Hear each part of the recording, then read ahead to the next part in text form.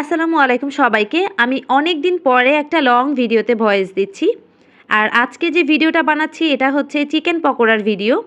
Already chicken পকোড়াটা আমি কিভাবে marinate করেছি সেটা রিলস আকারে আপলোড করে ফেলেছি। তখন আর লং ভিডিও আপলোড করা হয়নি, তার কারণ হচ্ছে ভিডিও এডিটিংয়ের জন্য যে সময় দরকার ওইটা আমার হাতেও ছিল না। আর রিলস হচ্ছে গিয়ে আমার আপলোড করাও লাগতো ফেসবুকে উইকলি চ্যালেঞ্জের জন্য, তো সেজন্য রিলস আকারেই আপলোড করা হয়েছে। আর আজকে লং ভিডিওটা করার সময় পাচ্ছি কারণ শুক্রবার বন্ধ আছে স্কুল, বাসায় তেমন কোনো কাজ নেই, তো সেজন্যই আজকে লং ভিডিওটা আপলোড করা। আর আমার কাছে মনে হয় আমরা ভাজাভুজি বলতেই সবার আগে মাথায় যেটা আসে সেটা হচ্ছে পকোড়া। আর পকোড়া তো অনেক ধরনেরই হয়, কিন্তু আমার হচ্ছে এর মধ্যে সবথেকে বেশি পছন্দের হচ্ছে চিকেন পকোড়া।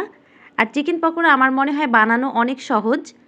আর চিকেন পকোড়া ভাজার জন্য আমি শুরুতেই হচ্ছে কড়াইয়ের মধ্যে অল্প একটু তেল দিয়েছি, খুব বেশি তেল দেইনি। অনেকেই ডুবো তেলে হচ্ছে ভাজাভুজি করতে পছন্দ করে, বা একটু ভাজাভুজিটা ডুবো তেলের মধ্যেই বেশি ভালো লাগে, সেটা আমিও জানি। কিন্তু আসলে আমার হচ্ছে তেল খাওয়ার সাথে সাথে প্রচুর পরিমাণে গ্যাসের প্রবলেম হয়, তো সেজন্যই তেলটা একটু কম দেয়া।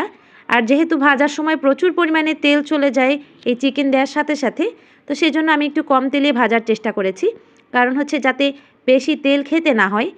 তো সেজন্য অল্প একটু তেল দিয়ে চিকেনগুলোকে ভালো করে একটু ভেজে নিব এপাশ ওপাশ করে। আর আমি হচ্ছে 2 মিনিটের জন্য একটু ঢাকনা দিয়ে ঢেকে দিয়েছিলাম, যাতে চিকেনটা একটু সুন্দর করে সিদ্ধ হয়ে যায়। যদিও বা এটা হচ্ছে ফার্মের মুরগি, তো এটা হচ্ছে সিদ্ধ হওয়ার জন্য খুব বেশি সময়ের দরকার হয় না, সেজন্য আমি 2 মিনিটের মতো ঢাকনা দিয়ে ঢেকে দিয়েছিলাম চিকেনগুলোকে দিয়ে। আর ঢাকনাটাকে তুলে এপাশ ওপাশ করে খুব সুন্দর করে ভেজে নিব। আর আমি হচ্ছে এখানে চিকেনগুলোকে একটু উল্টে পাল্টে দিচ্ছিলাম, যাতে প্রত্যেকটা সাইড খুব সুন্দর করে ভাজা হয়। আর চিকেনটা হচ্ছে যতটা মুচমুচে হবে খেতে ততই ভালো লাগবে। তো সেজন্য এখানে আমি চিকেনগুলোকে একটু লাল লাল করেই ভেজে নিচ্ছি, যাতে চিকেনটা একটু মুচমুচে হয়। আসলে ভাজতে ভাজতে একসময় দেখা গিয়েছে যে চিকেনটা পুড়ে যায়, একদম সেই পোড়া পর্যন্ত আমরা ভাজবো না, যাতে একটু মুচমুচে হয় সেরকম করে ভাজলেই হয়ে যাবে। আর এখানে আমার চিকেনটা ভাজা একদমই শেষ হয়ে গিয়েছে, এখন এগুলো হচ্ছে তুলে নিব। আর আমি একটা প্লেটে এগুলো হচ্ছে সুন্দর করে তেল ঝরিয়ে তারপরে তুলে নিচ্ছি। আর এইগুলো তোলা হয়ে গেলে আমি এখন কড়াইয়ের মধ্যে বাকি যে অবশিষ্ট তেল থাকবে এতটুকু তেলের মধ্যে আমি হচ্ছে যে আলুগুলো কেটে রেখেছিলাম সেগুলোকে দিয়ে দিব। আসলে ফ্রেঞ্চ ফ্রাই তো বলা চলে না, এটাকে আলু ভাজাই বলা চলে, তবে একটু ফ্রেঞ্চ ফ্রাইয়ের মতো করে আর কি। যেহেতু আমি ফ্রেঞ্চ ফ্রাইয়ের মতো করেই কেটেছি, তো সেজন্যই বলা আর কি। আর এখানে আলুগুলোকে আমি সুন্দর করে একটু ভেজে নিব।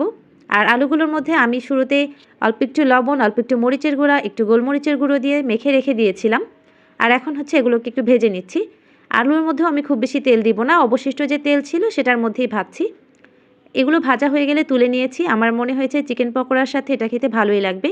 আজকের ভিডিও এই পর্যন্তই। যারা এতক্ষণ সাথে ছিলেন সবাইকে অসংখ্য